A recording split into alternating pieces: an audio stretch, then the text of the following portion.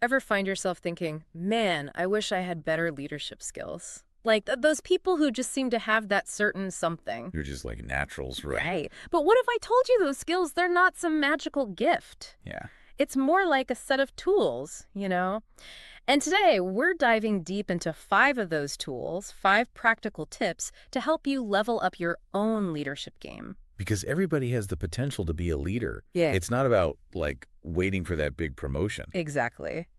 And for this deep dive, we're tacking into some fascinating insights on leadership development. We've got advice from seasoned CEOs. We've got tips from entrepreneurs who built empires from scratch. We've even got some unique perspectives from artists and athletes who lead in completely different ways. And our mission, to distill all of that wisdom into actionable advice that you can actually use, whether you're like managing a team at work or just trying to be a better leader in your own life. So let's kick things off with our first tip, which is, and I love the simplicity of this, seek out leadership opportunities. Don't wait for them to fall in your lap. Go after them. Because leadership, it's a muscle, and like any muscle, it needs to be exercised to grow. It's so true. And it doesn't have to be this big formal thing either. I'm talking about taking initiative in your everyday life. Like even if you're not in a management position at work, maybe you volunteer to lead a project, or even just like organize a team building activity. Yeah, or like that time I organized, oh, this is kind of embarrassing, but I organized a neighborhood watch program after a string of break-ins. Leadership. Well, it was definitely outside my comfort zone. But you know what? I learned so much about communication, delegation, and honestly, just getting people on board with a shared goal. Those are invaluable skills no matter what you do. Absolutely. Which actually brings us to our second tip, which is all about understanding and managing emotions. Ooh, emotional intelligence. Right. Exactly. EQ. And I know some people might roll their eyes at this one, like, oh, here comes the touchy-feely stuff. But trust me, this is huge. It's a huge EE because good leadership isn't just about barking orders, right? It's about motivating and inspiring people, building trust, resolving conflicts effectively. And you can't do any of that if you don't understand how emotions are impacting both you and your team. Exactly. Let me give you an example.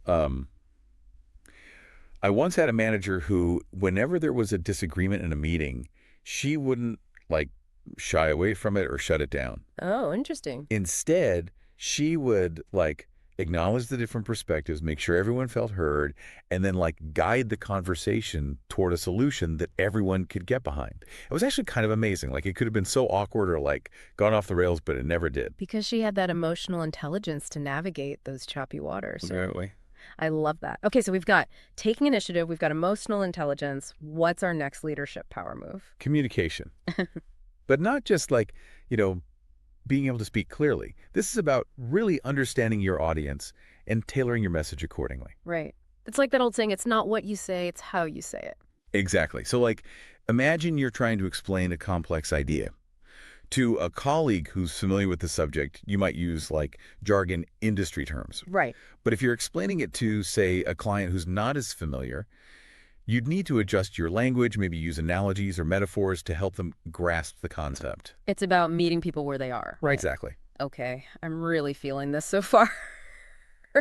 But, all this leadership development stuff, it can feel kind of daunting sometimes, Like, it would be amazing to have someone in your corner, someone who's been there, done that, to guide you along the way. Oh, I am so glad you said that, because that brings us to our next tip. Hit me. Mentorship. This is huge EE. Finding a mentor, someone you admire, someone who's further along in their leadership journey than you, it can be a game changer. It's like having a personal leadership coach. Right, right. And don't be afraid to reach out to people you admire. The worst they can say is no. Seriously, the worst they can say is no. Okay, so you found your mentor. You're soaking up all their wisdom. What's next? Never stop learning. The best leaders are lifelong learners, constantly seeking out new information, new perspectives, new skills. It's about staying curious, right? Always being open to growth. Exactly. Whether that's, reading books and articles, taking courses, attending conferences. Or even just having conversations with people who challenge your thinking. Yes. And I know it can seem like overwhelming sometimes to think about. For sure. Like there's always more to learn. But the important thing is to just start somewhere. Exactly. Pick one thing and focus on that. And then, once you feel like you've got a handle on that, move on to the next thing. It's a journey. And remember, the most important thing is to take action. Yes.